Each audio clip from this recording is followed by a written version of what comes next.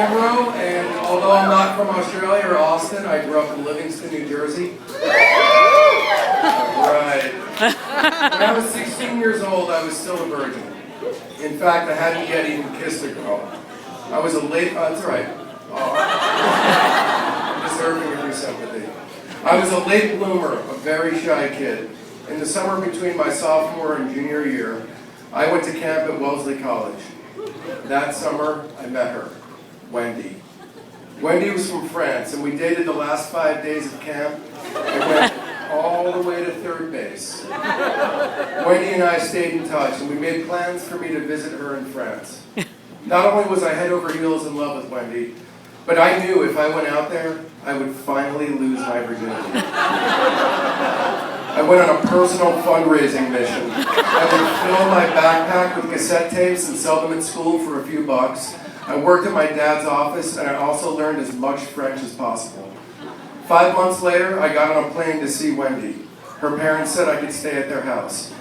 My friends, also virgins, knew I was going to lose my virginity, so they begged me to keep a detailed journal of myself.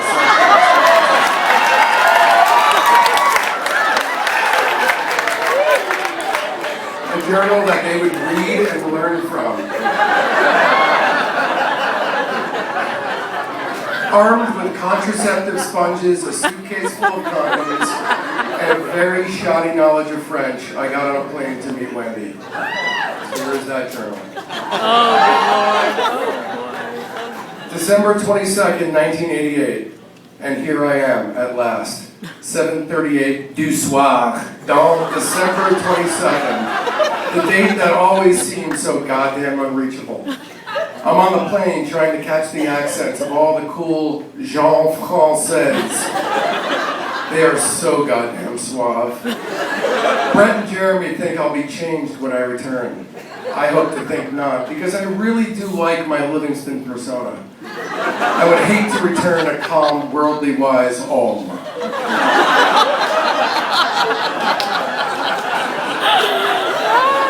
December 24th. Very bizarre day. Went to the metro to meet Wendy. When she arrived, we hugged for a while, and I felt more nervous than anything else. She looked good, and I felt fantastic about seeing her for the first time in 5 months. So off we went to La Tour Eiffel avec Daniel. And he left. On the way, he took many photos of us together, and Wendy rubbed her hand down ma jambe for us. Well, after he left, we talked sparsely for a while, kissing and such in the meantime. So we stand on a bridge and talk a bit, she looking quite sad, and I ask her repeatedly, "What's wrong? Tell me." She starts crying. "I don't love you anymore." Of course, this is because she's not used to seeing me in Paris, understand? She needs time to get used to me and my Parisian guys. Weird way to get things rolling with her after a 5-month leave of absence, but hey, le monde works in les façons bizarres. Jusque demain. December 26th. Well, that was it. I moved into Wendy's house, and for about an hour or more we kissed and such.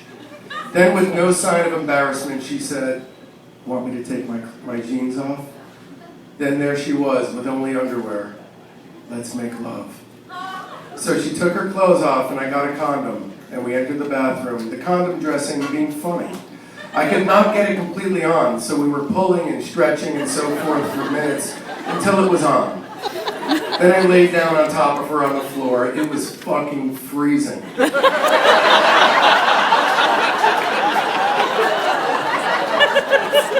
We kept going, me slipping out many a time, and at last, she signified the end without I having arrived at cremation. C'est la vie.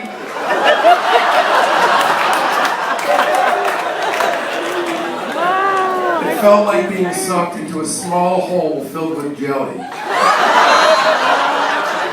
Actually, for the first time, it was kind of a letdown, but it was definitely an experience, and I'm glad it was with her for the first time. Then we watched Le Cowboy Minuit, Midnight Cowboy, and she fell asleep. We are now off to see Good Morning Vietnam. This is my 4th or 5th time. The movie was cool, and when we got home, it was the all-time dreaded dinner with family. This went well, the most incredible thing being Wendy rubbing her leg against mine throughout almost the entire time. After dinner, we went to my bedroom. Then she actually gave me a famed blowjob. It felt like something incredibly erotic was sliding around me and teeth sometimes bumped against me. It was absolutely great. Then she asked me, "Can you get a condom?" What, am I stupid? Of course, I said yes, but whoa, was this one ethereal.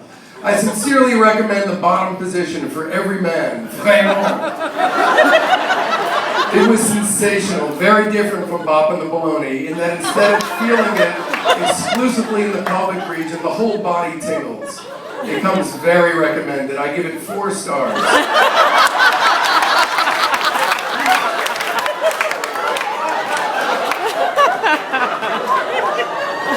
But more importantly, Wendy and I are really in love now. It's been quite a day, if you see what I mean. December 27th, I was awoken this matin par a female jumping into bed avec moi. Wendy, of course, not her mom. This is easily the greatest way to wake up. Gee whiz, can you guess what we did? Well, for the stupid ones, we had sex. She also a taillé un pipe for a short time. At one point, I think she expected me to give her oral sex, but I don't think I'm ready yet. Besides, she's having her period, for Christ's sake. Then, oh boy, is this great, we tried the missionary position, and god damn it, that's great. Then she told me I was absolutely amazing, that I beat the living shit out of her last boyfriend, Mathieu.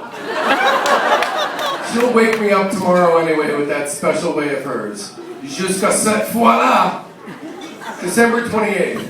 She woke me up the same way, and then her mom went out for an hour or so, and we had sex. We tried a new position. It was very good. Then we laid down in bed and she took off my underwear and started to kiss my beat. All the while her brother is in the next room watching TV. We baised for a while, and when I was done, she said, I think, eat. I don't know, so with many fucking reservations, I followed my orders. It was really bad, and I almost, did gag. So I really do not recommend this procedure of sexual stimulation. I found it the equivalent of licking a dead, slimy snail.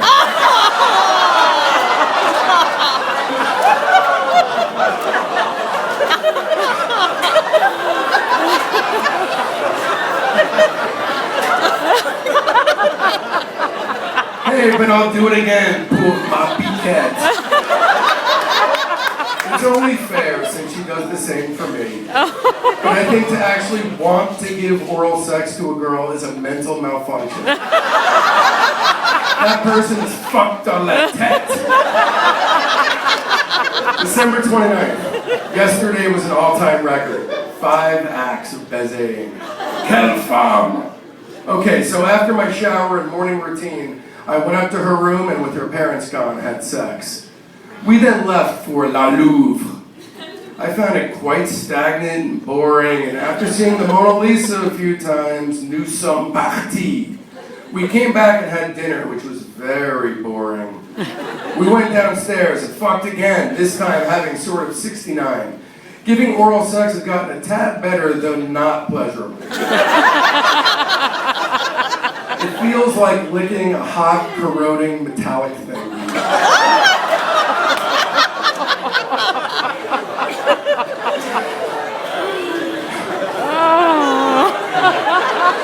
Then she suggested we do nude photography, so we did. But I think the film fucked up, so I'll do it again some other time. Fucking piece of shit, l'appareil photo.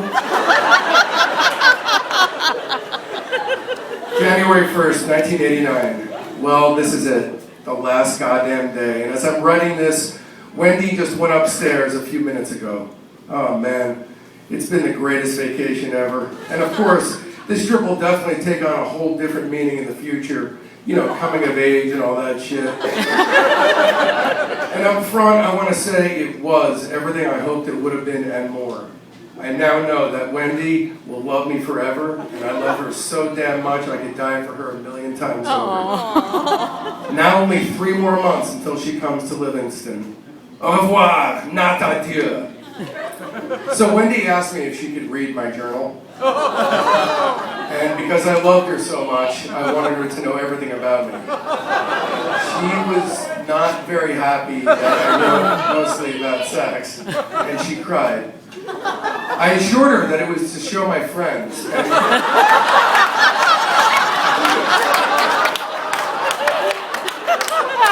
Believe it or not, that didn't help me. I took the journal home for my friends to read, and within the year, all but one of them lost their virginity. His name is Rick. Wendy never came to Livingston that next summer, and we lost touch. As a postscript, I found Wendy again in 2005 through the power of the internet, and she came out to see me. We spent one more fantastic week together before losing touch once again.